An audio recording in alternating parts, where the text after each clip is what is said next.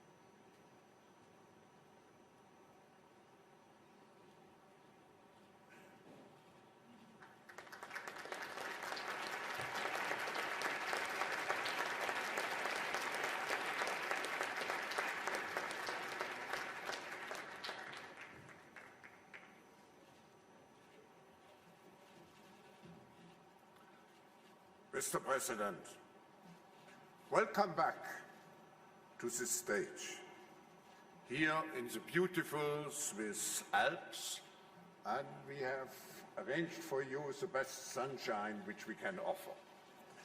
We are pleased that you have chosen to join us again, this time for the opening session of the 50th annual meeting of the World Economic Forum in Davos.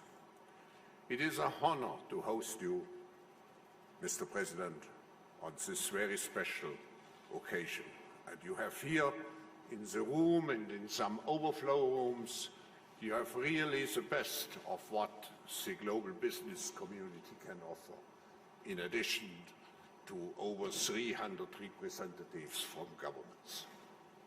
You return to Davos accompanied by a strong delegation of cabinet secretaries and senior officials is testimony to the fact that you recognize the need for America to maintain a prominent role on the global stage.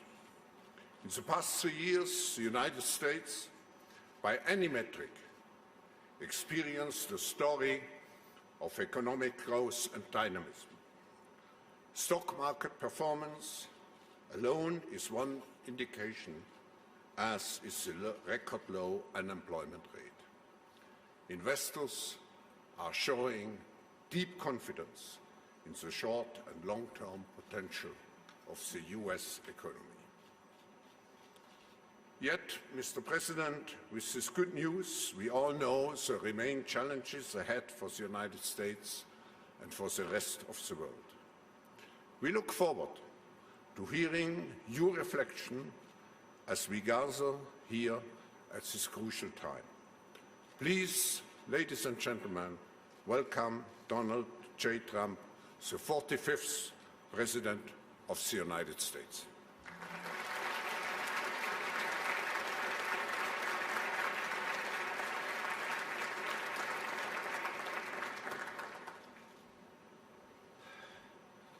Well, thank you very much, Klaus, and a very special congratulations on your 50th year hosting the annual meeting of the World Economic Forum, a truly amazing achievement. It's an honor to address the distinguished members of this organization for the second time as president. When I spoke at this forum 2 years ago, I told you that we had launched the Great American Comeback. Today, I'm proud to declare that the United States is in the midst of an economic boom, the likes of which the world has never seen before. We've regained our stride, rediscovered our spirit, and reawakened the powerful machinery of American enterprise. America is thriving, America is flourishing, and yes, America is winning again like never before. Just last week alone, the United States concluded 2 extraordinary trade deals, the agreement with China and the United States-Mexico-Canada agreement, the 2 biggest trade deals ever made. They just happened to get done in the same week. These agreements represent a new model of trade for the 21st century, agreements that are fair, reciprocal, and that prioritize the needs of workers and families. America's economic turnaround has been nothing short of spectacular. When I took office 3 years ago, America's economy was in a rather dismal state. Under the previous administration, nearly 200,000 manufacturing jobs had vanished. Wages were flat or falling. Almost 5 million more Americans had left the labor force than had gotten jobs, and more than 10 million people had been added to the food stamp rolls.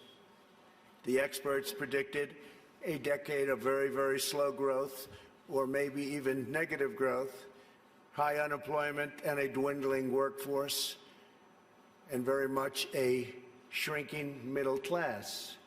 Millions of hardworking, ordinary citizens felt neglected, betrayed, forgotten. They were rapidly losing faith in the system. Before my presidency began, the outlook for many nations was bleak. Top economists warned of a protracted worldwide recession. The World Bank lowered its projections for global growth to a number that nobody wanted to even think about. Pessimism had taken root deep in the minds of leading thinkers, business leaders, and policymakers. Yet despite all of the cynics, I had never been more confident in America's future. I knew we were on the verge of a profound economic resurgence if we did things right, one that would generate a historic wave of investment, wage growth, and job creation. I knew that if we unleashed the potential of our people, if we cut taxes, slashed regulations, and we did that at a level that's never been done before in the history of our country in a short period of time, fixed broken trade deals, and fully tapped American energy, that prosperity would come thundering back at a record speed. And that is exactly what we did, and that is exactly what happened. Since my election, America has gained over 7 million jobs, a number unthinkable. I wouldn't say it, I wouldn't talk about it, but that was a number that I had in mind. The projection was 2 million, we did 7, more than 3 times the government's own projections.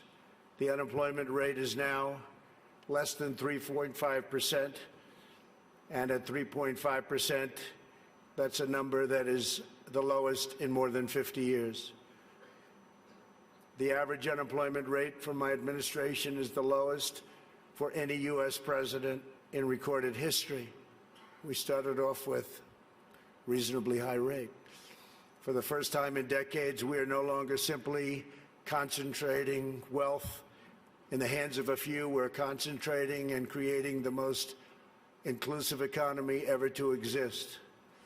We are lifting up Americans of every race, color, religion, and creed. Unemployment rates among African Americans, Hispanic Americans, and Asian Americans have all reached record lows. African American youth unemployment has reached the lowest it's ever been in the history of our country.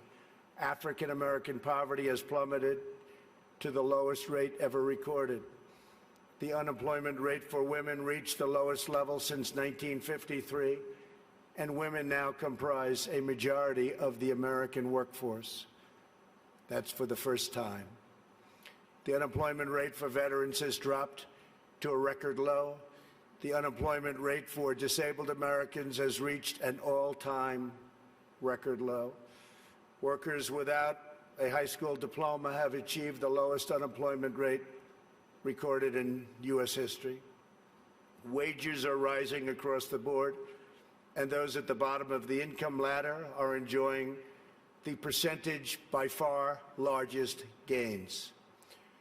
Workers' wages are now growing faster than management wages. Earnings growth for the bottom 10% is outpacing the top 10%, something that has not happened. Paychecks for high school graduates are rising faster than for college graduates.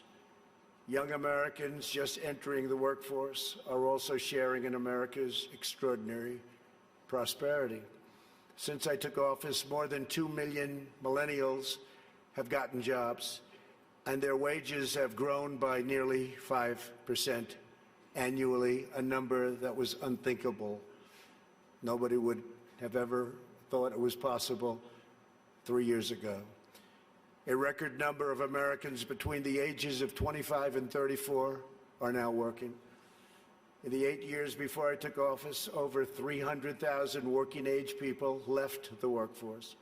In just 3 years in my administration, 3.5 million people have joined the workforce. 10 million people have been lifted off welfare in less than 3 years. Celebrating the dignity of work is a fundamental pillar of our agenda. This is a blue-collar boom. Since my election, the net worth of the bottom half of wage earners has increased by plus 47%, 3 times faster than the increase for the top 1%. Real median household income is at the highest level ever recorded. The American dream is back, bigger, better, and stronger than ever before. No one is benefiting more than America's middle class.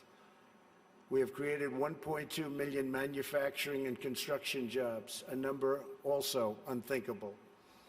After losing 60,000 factories under the previous two administrations, hard to believe when you hear 60,000 factories.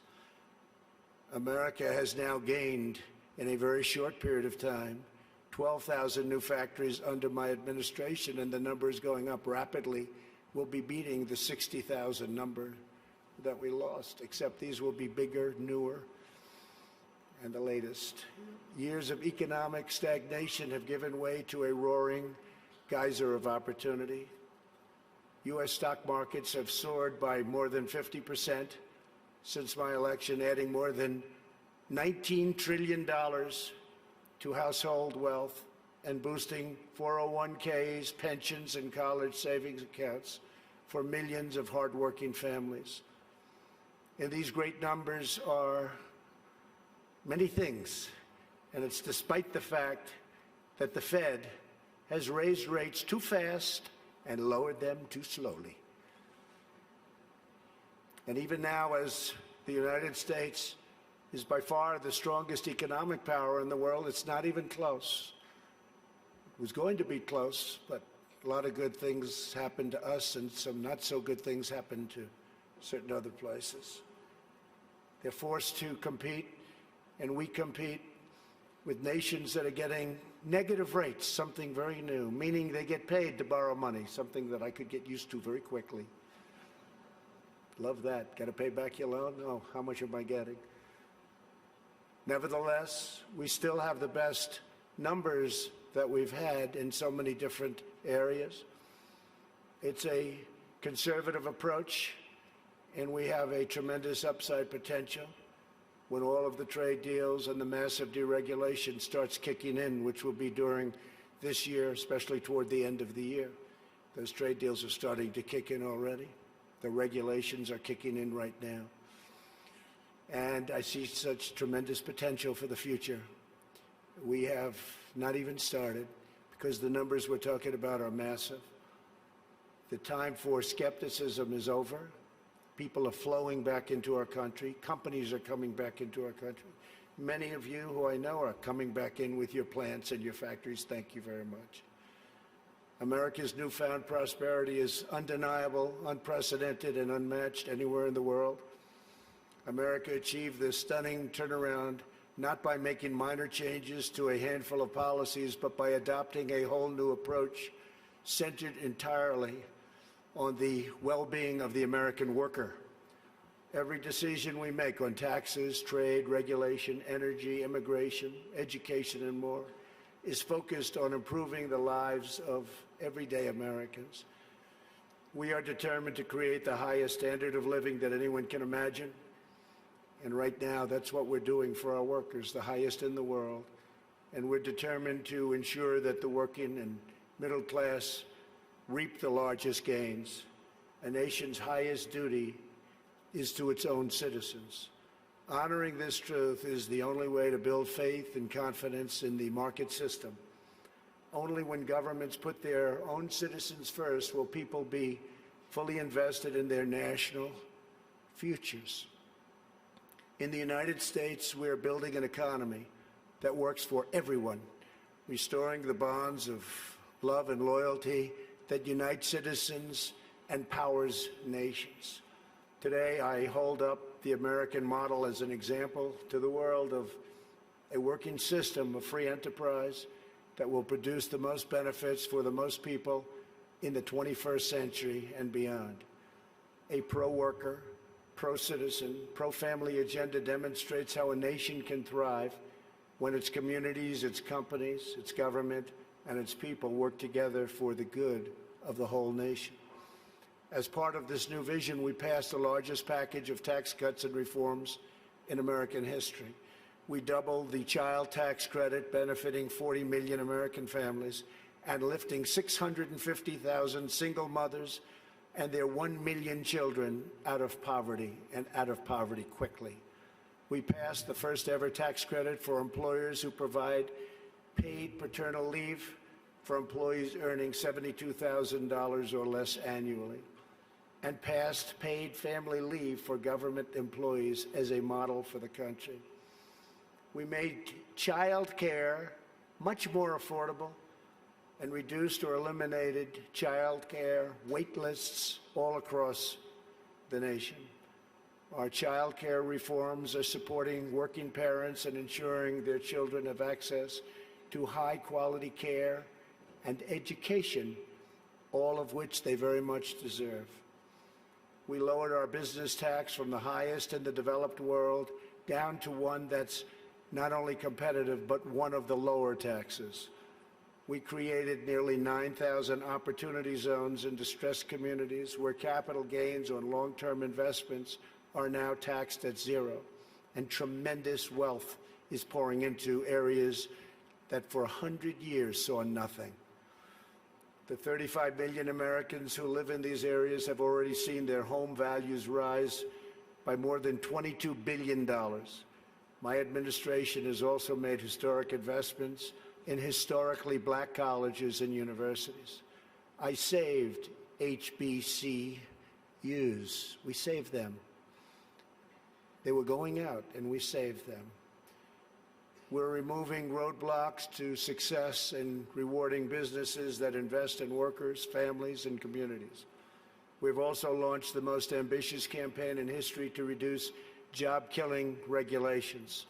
For every new regulation adopted, we are removing 8 old regulations, which will save an average of American households about $3,100 per year. It was going to be for every one, we do 2, but we were able to lift that to 8, and we think that's going to go quite a bit higher. We still have a way to go. Today, I urge other nations to follow our example and liberate your citizens from the crushing weight of bureaucracy. With that, you have to run your own countries the way you want. We are also restoring the constitutional rule of law in America, which is essential to our economy, our liberty, and our future. And that's why we've appointed over 190 federal judges, a record, to interpret the law as written. 190 federal judges, think of that, and 2 Supreme Court judges. As a result of our efforts, investment is pouring into our country. In the first half of 2019, the United States attracted nearly 1/4 of all foreign direct investment in the world. Think of that. 25% of all foreign investment all over the world came into the United States, and that number is increasing rapidly.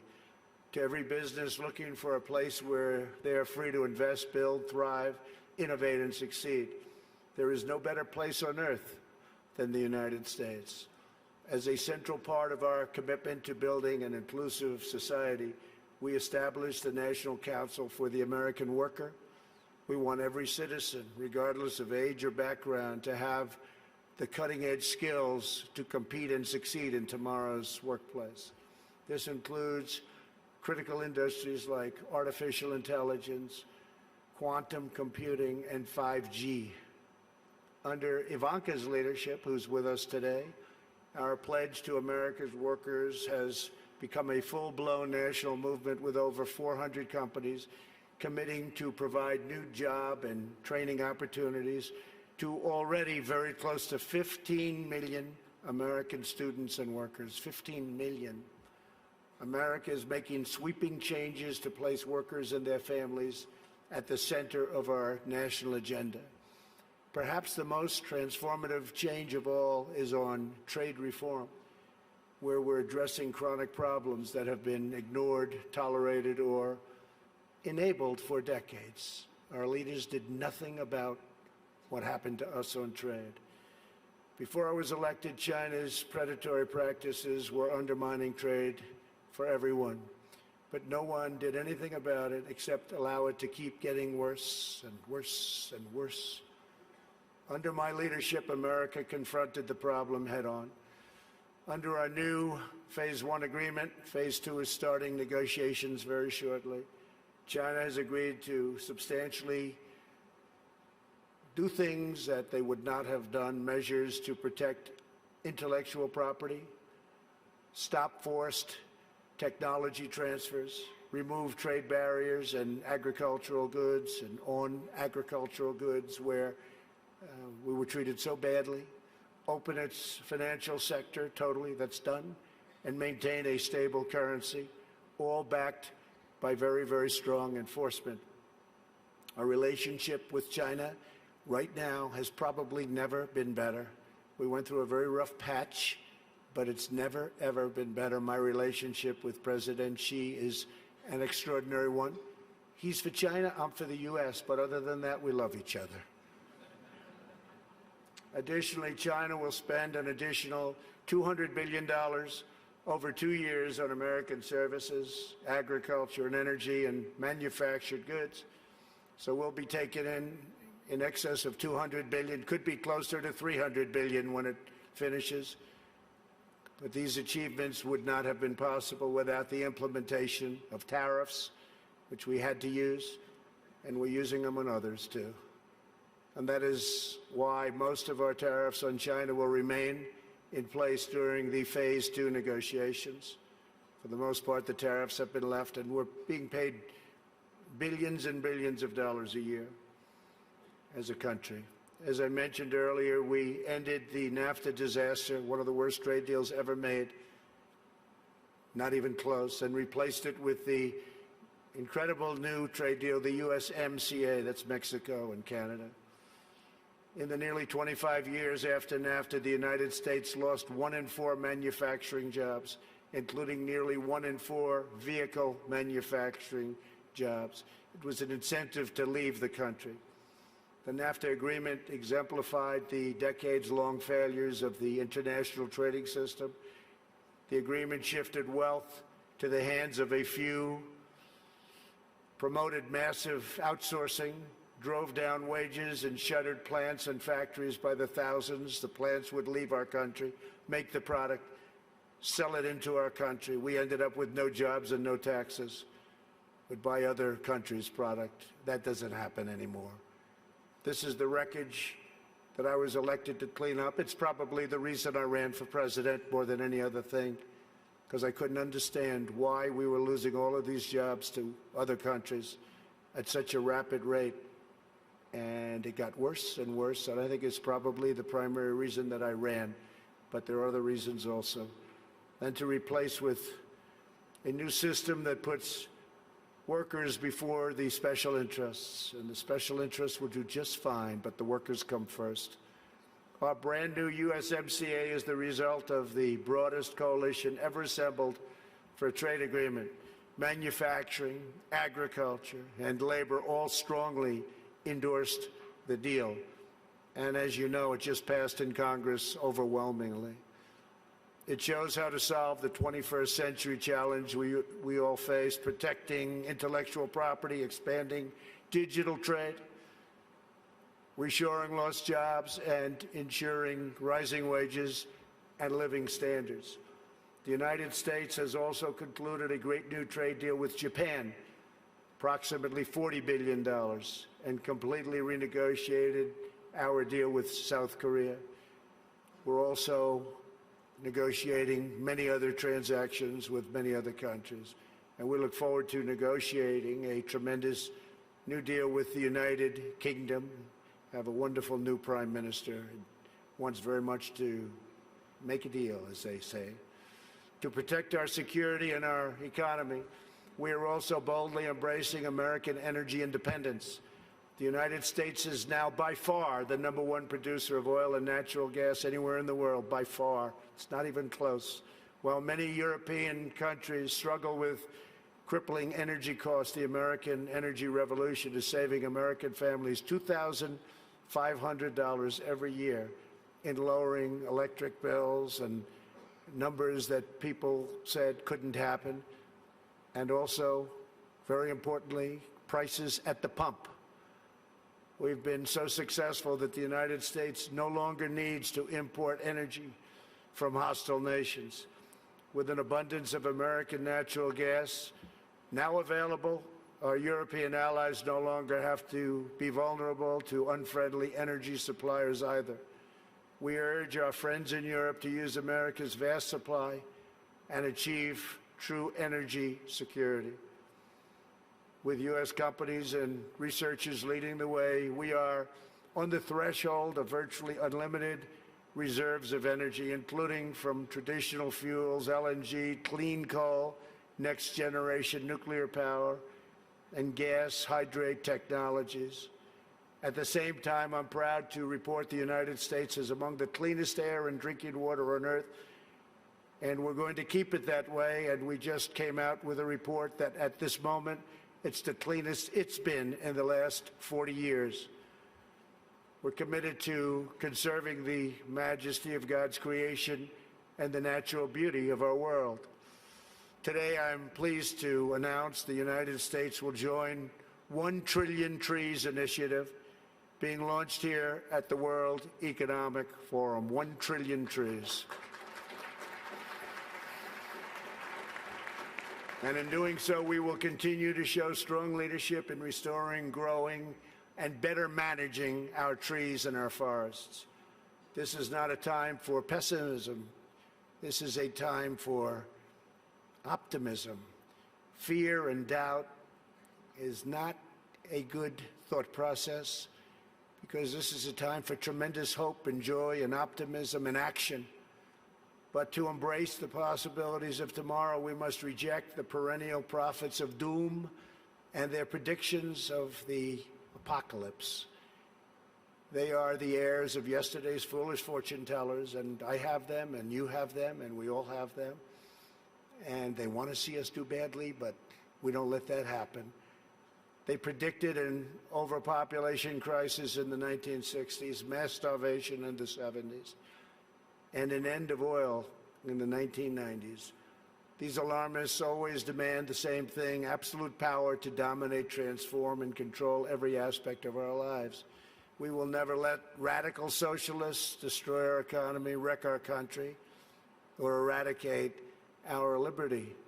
America will always be the proud, strong, and unyielding bastion of freedom. In America, we understand what the pessimists refuse to see: that a growing and vibrant market economy focused on the future lifts the human spirit and excites creativity strong enough to overcome any challenge by far. The great scientific breakthroughs of the 20th century, from penicillin to high-yield wheat to modern transportation and breakthrough vaccines, have lifted living standards and saved billions of lives around the world, and we're continuing to work on things that you'll be hearing about in the near future, that even today, sitting here right now, you wouldn't believe it's possible, that we have found the answers. You'll be hearing about it, but we have found answers to things that people said would not be possible, certainly not in a very short period of time. But the wonders of the last century will pale in comparison to what today's young innovators will achieve, because they are doing things that nobody thought even feasible to begin. We continue to embrace technology, not to shun it. When people are free to innovate, millions will live longer, happier, healthier lives. For 3 years now, America has shown the world that the path to a prosperous future begins with putting workers first, choosing growth, and freeing entrepreneurs to bring their dreams to life. For anyone who doubts what is possible in the future, we need only look at the towering achievements of the past. Only a few hundred miles from here are some of the great cities of Europe, teeming centers of commerce and culture. Each of them is full of reminders of what human drive and imagination can achieve. Centuries ago, at the time of the Renaissance, skilled craftsmen and laborers looked upwards and built the structures that still touch the human heart. To this day, some of the greatest structures in the world have been built hundreds of years ago. In Italy, the citizens once started construction on what would be a 140-year project the Duomo of Florence, incredible place. While the technology did not yet exist to complete their design, city fathers forged ahead anyway, certain that they would figure it out someday. These citizens of Florence did not accept limits to their high aspirations. And so the great dome was finally built. In France, another century-long project continues to hold such a grip on our hearts and our souls that even 800 years after its construction, when the Cathedral of Notre Dame was engulfed in flames last year, such a sad sight to watch, unbelievable sight, especially for those of us that considered it one of the great monuments and representing so many different things. The whole world grieved. Through her sanctuary now stands scorched and charred, and a sight that's hard to believe. When you got used to it, to look at it now, hard to believe. But we know that Notre Dame will be restored magnificently. The great bells will once again ring out for all to hear, giving glory to God and filling millions with wonder and awe. The cathedrals of Europe teach us to pursue big dreams, daring adventures, and unbridled ambitions. They urge us to consider not only what we build today, but what we will endure long after we are gone.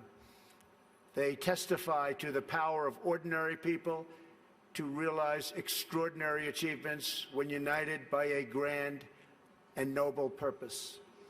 So together we must go forward with confidence, determination, and vision.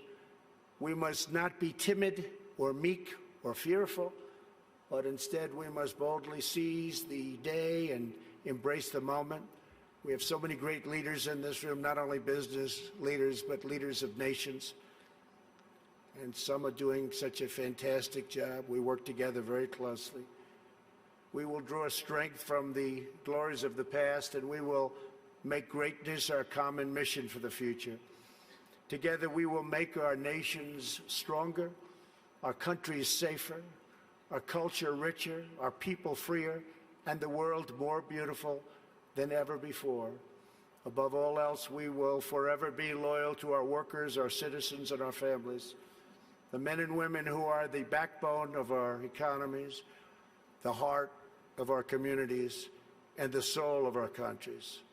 Let us bring light to their lives one by one and empower them to light up the world. Thank you very much. God bless you. God bless your countries, and God bless America. Thank you. Thank you very much.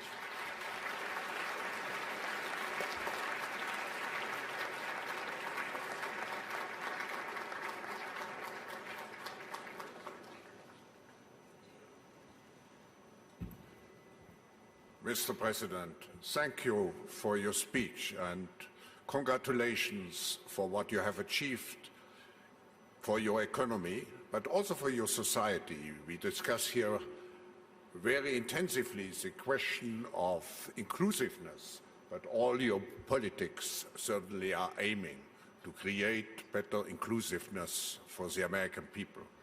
I want to thank you personally, particularly for injecting optimism into our discussions. We have many problems in the world, but I think we need, as you said, we need dreams. And we have all the capabilities, technology, leadership to realize those dreams. So thank you again, Mr. President, for having joined us here at the opening of the 50th anniversary of the World Economic Forum. Thank you.